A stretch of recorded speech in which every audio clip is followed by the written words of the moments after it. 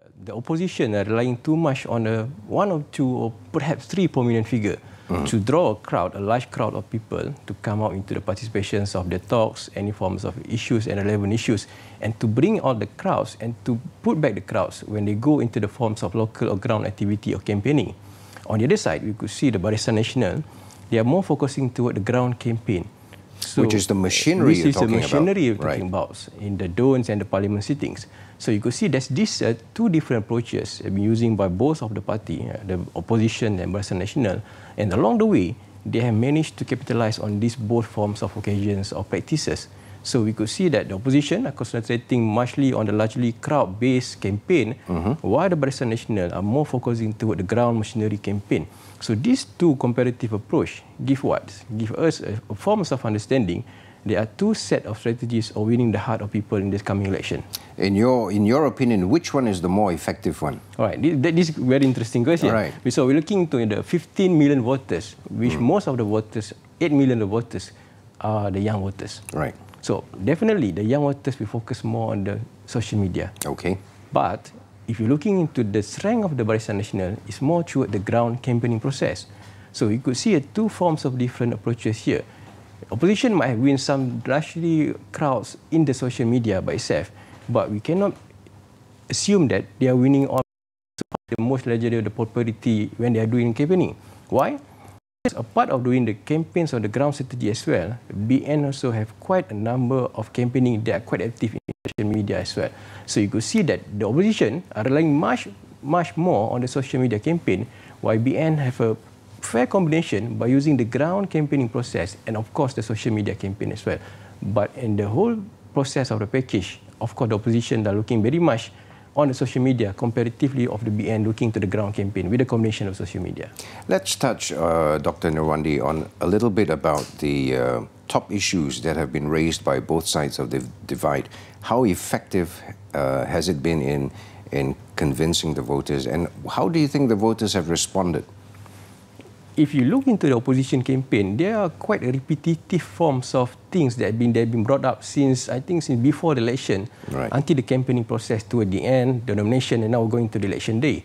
So basically, they keep on repeating with some enhancement of how they manage to bring a forms of repetitive campaign, repetitive issues in a new dimension. I give some form example. There are repetition of 180B issues. They are repetitive of some of the element of 2.6 billion, and they are repetitive issue of some of the issue, GST issues, the ERCL issues. So basically, they are dominating the campaign by some form of the issues that eventually being used in some forms of dimension, using some extraordinary efforts to put some extraordinary stuff to the most similar or basic things of campaigning. What about on the side of BN? So on the side BN, you see them very much looking into their manifesto. On bringing up their manifesto to the ground. And of course, they also have a forms of offensive attacking by attacking the forms of the DAP aspirations, by attacking the forms of how the coalition will manage when they form the governments, their irresponsibility forms of process on unethical forms of campaigning process. So you could see that very much in the very forms of similar repetitions by the opposition, and some of the positive campaign from the BN looking much on the manifesto. So basically, if you could sum out the elections, you could sum out the campaign, I would say that it's a very normal campaign that eventually only boosts up by how they represent the all similar issues of campaigning. Would you agree if because we've seen that the opposition side, as you said, has been using repetitive issues, while BN has been touching more on the manifesto, what it wants to do for the people and so forth. On the one hand, would you say that the opposition is actually playing on emotions of the people, trying to perhaps stoke a certain kind of emotion so that they would vote against BN and for the opposition? But by the same token, BN is actually laying down steps and initiatives that it intend to apply and implement should they form the government again. And perhaps people just don't see that as an immediate thing. I think that this is a strong point that I would like to focus here. In election campaign, in strategic communication campaign, you could see some forms of new style of campaigning. And this new era of the social media, the digital era, the industrial revolution, Internet of Things, where people rely too much on social media, the political campaign have moved into a term that we call the political entertainment. So they're using the political as a form of to entertain the public by putting all lots of effort on how to give a new dimensions of new issues and bringing up forms of entertainment.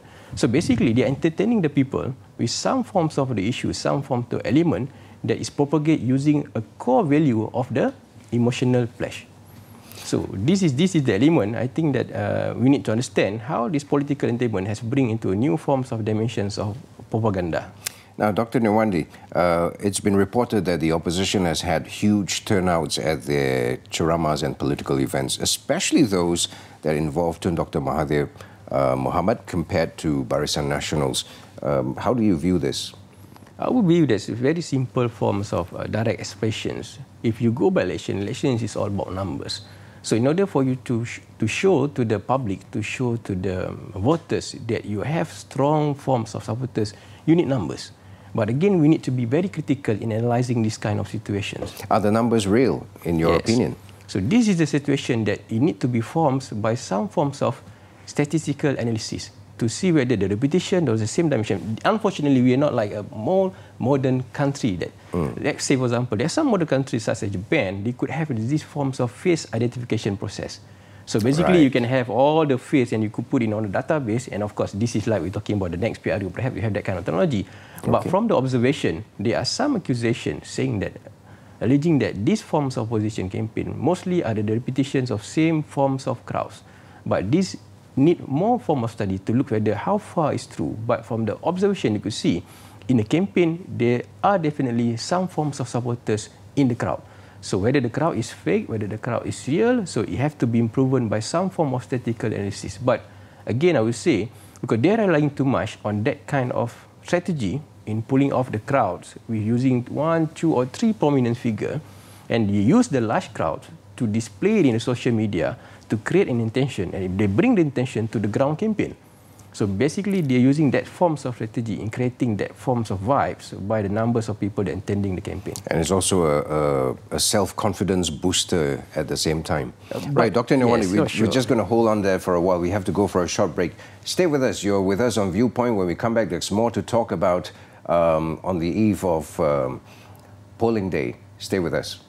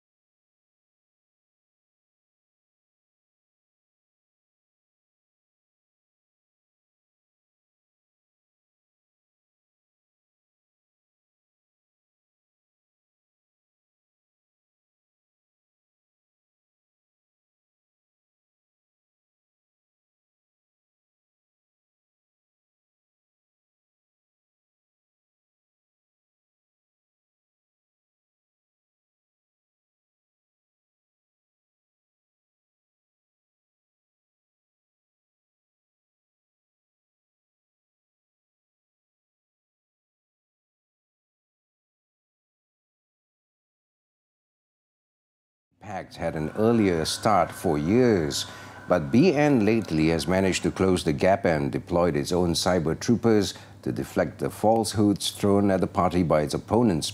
In this GE14, however, we'd like to find out from our guest which side of the political divide has been more influential in reaching voters and more successful in delivering its messages. Dr. Nirwandi? In the form of social media campaigning, we are referring to social media campaigning, right? On how both parties, both coalitions deliver their message. I would say strolling that it's a very forms of fair and competitive forms of display or propaganda in social media by both coalitions. Why? Because although they are late starter forms from Barisan Nasional as well, but this is mostly because their campaign have been sided by the young voters as well, because you must understand the environments in the social media.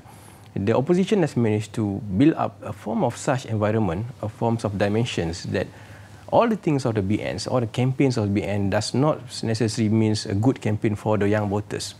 So they managed to build up an environment, meaning to say here that they managed to build up an environment, making the opposition look more better from the Barisan Nation in the social media.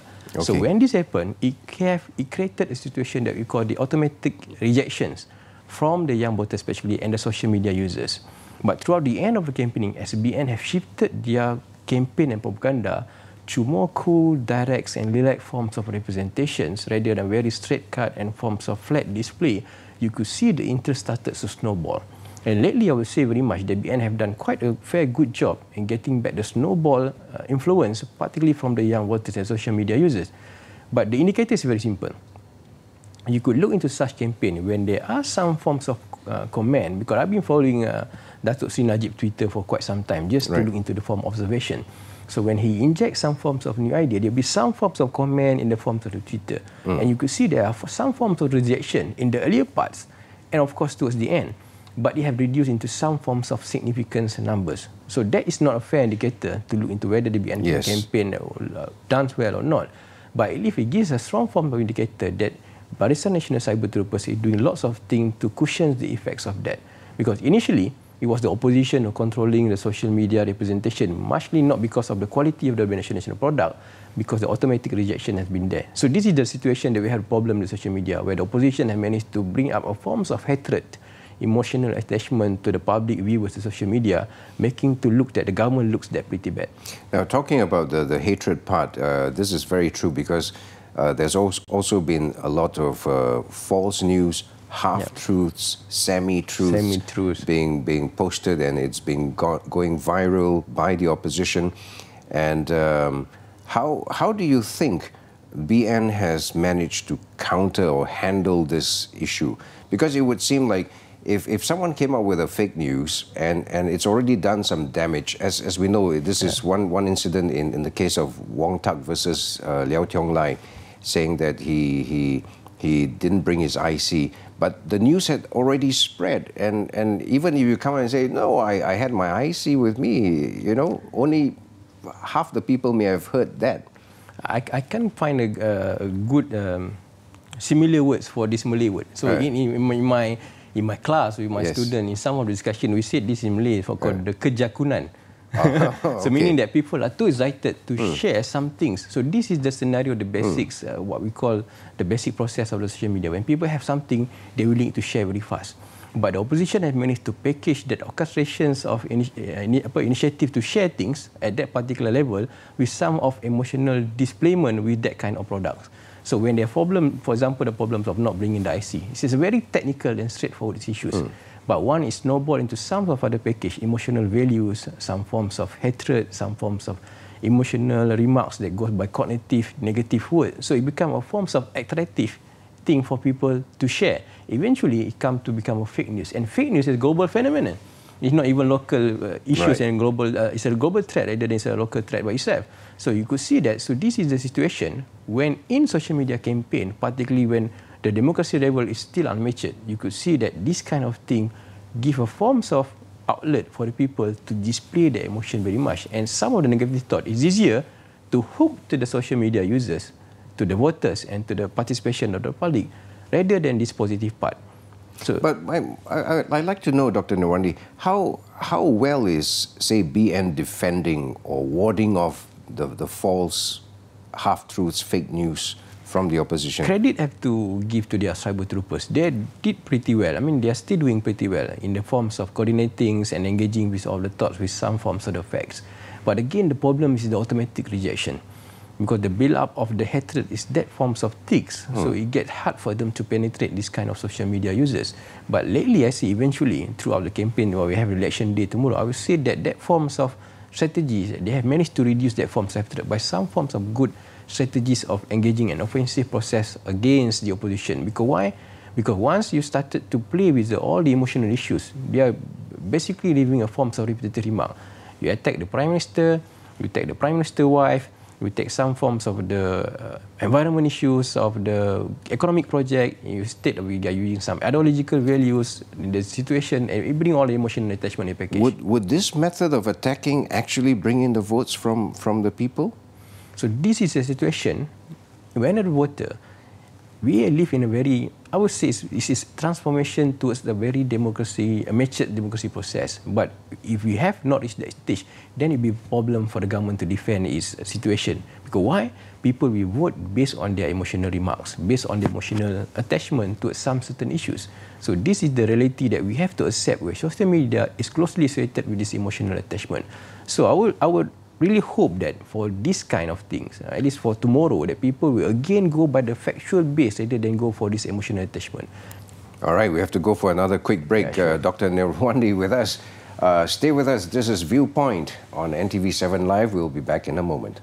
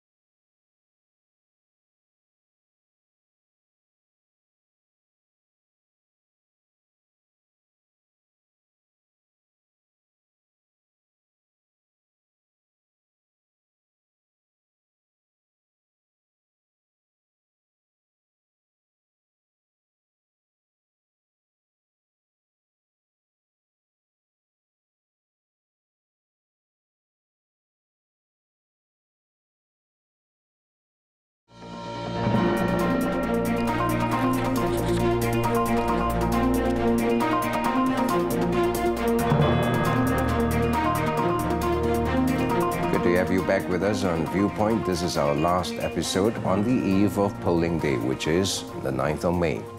Now, Dato Sri Najib has expressed confidence that BN can win with a wide margin. On the other hand, the opposition's research unit, especially Invoke Malaysia, predicted it will secure half of the parliamentary seats, while PAS would maintain its expected victory with what they call a green tsunami. What are your thoughts on this, Dr. Nirwandi? So when we forecast and or we predict an election result, it has to be based by some forms of grounds. Right? When we go by the social media representation, clearly people will say that the opposition might have a slightly advantage over Barisan Nasional. Correct. But we are saying that the sentiment on the social media does not necessarily representing the sentiments on the ground. So I would say that if you're looking into both aspects, by the ground participations and the social media participation by the Barisan Nasional, they have a fair slightly competitions with the opposition. I would say that BN have slightly advantage over the opposition to win this coming election. Okay, my question to you then, Dr. Nirwandi, is I just mentioned about Invoke yeah. Malaysia's survey. They actually said they would win half the seats. The prediction was Invoke, if I'm not mistaken, is like 111 of Pakatan, yes, and the 54 goes to Barisan Nasional. And that's how I think roughly how the Invokes made their calculation. But the base of the calculation must be known. So basically, there's a form of bias calculation here. I would say that although it could be a form of acceptable, but the margins of hypothesis, the hypothesis using for the engagement and how the calculation is done is questionable. Because we are seeing we have to look into several other researchers and several I've seen many surveys, but some surveys. What would you say to this? I've seen at least 5 surveys, and they've all had different findings. What have you got to say about this? So on the average, I would say that most of the survey, except for the Invokes, expected that BN will win with a very slim and margin of winning. So basically, we are looking into the seat computations of BN winnings around 115 to 130. Is this a side war? You know, like if you come up with a research saying that you would win and perhaps it would bolster the confidence of your people, your machinery, and perhaps people would vote for you because they think you're going to win. There's some kind of psychological warfare involved. If you look into the day one since the nomination day, so this is the practice that we're using by the oppositions. So they use numbers and use the numbers, the multiplying effect to the ground in the social media campaign. So this is how the simulator, so they make the they pull a huge crowd by putting some forms of prominent figure, 2 or 3 from there, to power a large crowd. So by putting this kind of number, it boosts a form of confidence. So this is what in propaganda is called a bandwagon factor. When you are in the winning time, you need to ride with the winning horse. So they are creating the winning horse in the forms of throughout the elections campaign. But throughout the research, I will have the one research from the Merdeka Center, if I'm not mistaken, saying that towards the end of the today, at 8 a.m. in the morning, their predictions was that BN will have quite a comfortable of 100 seats, while Pakatan we have like 83 seats. But the whole bunch of the thing that they need to grab is the 37 seat from the neutral voters, undecided voters. That's as of this morning. As of this morning. Right. What could happen tonight, which, because we are here, we've not been able to see and being able to put our pulse on the ground to feel it, but many things can happen from now until many things can happen in the morning. But some voters have decided their mind. So tomorrow when they go to vote, they have decided what they want to do. So, but the remaining of this 37 seat, largely because of some undecided voters and some voters who don't have a strong pledge or strong association with any doctrinations of party coalition, they will have to decide tonight. And these numbers of voters also, these raw numbers of neutral, might also become a form of probability of not entering the votes, meaning they will not go and vote tomorrow.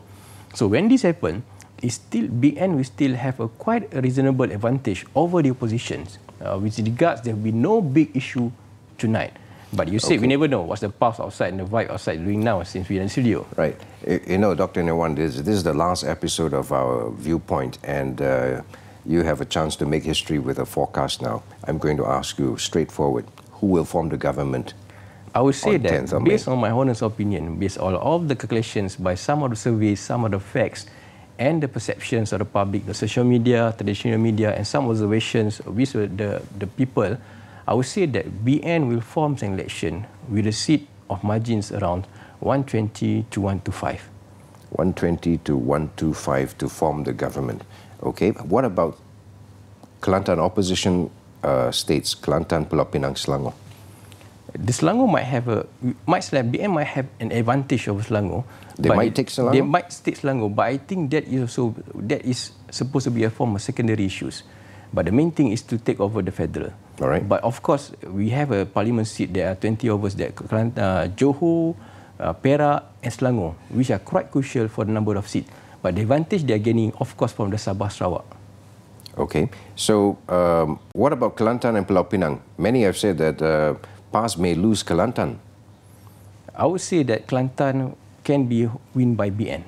Can be won by BN. And Pulau Pinang? Pulau Pinang, there's very slim advantage over there because they are strong supporters, they're hardcore voters, very strong supporters of the AP and the opposition. I think it's quite hard to grab Penang. So Kelantan, BN might have a slightly advantage to bring back Kelantan to them. All right. Apart from these opposition states, are there any other states which perhaps would change hands, in your opinion? There are some rumours and speculation talks about the worrying parts of the Perak and Johor as well. But we say that the Perak and Johor will be on a safety net of Barisan Nasional because mainly some from the opposition does not have a strong hold of campaigning on the ground. So this is where the problems when the BNs, the oppositions, are focusing too much on the social media and large crowd pulled by single 2 or 3 people to pull out the crowds as a part of their dominant forms of campaigning process. So BN have a good advantage when it goes to the ground campaigning. So this is their advantage. So when it talks about the ground campaigning, BN have a good forms of machinery that have been proven by the past election. I do think that in this election, they will have these strong forms of elements to win back the elections. And of course, to have this 100 to 125 seats. All right. Thank you so much for your prediction. There we have it, Dr. Noor Newandi Nordin of UITM sharing his thoughts with us and making predictions and forecasts. That's a wrap for tonight's episode. Remember, this is the final episode of Viewpoint. Tomorrow, make sure you tune in, same time, same place. In fact, it's not the same time, same place. At 8 p.m. tomorrow, tune in for a special program which will bring you the results of polling day for the 14th January election. We start at 8 p.m. Okay. In the meantime, for updates, visit myundi.com.my. Thank you so much. And to all of you Malaysians who are voting tomorrow, have a good vote tomorrow. Good night.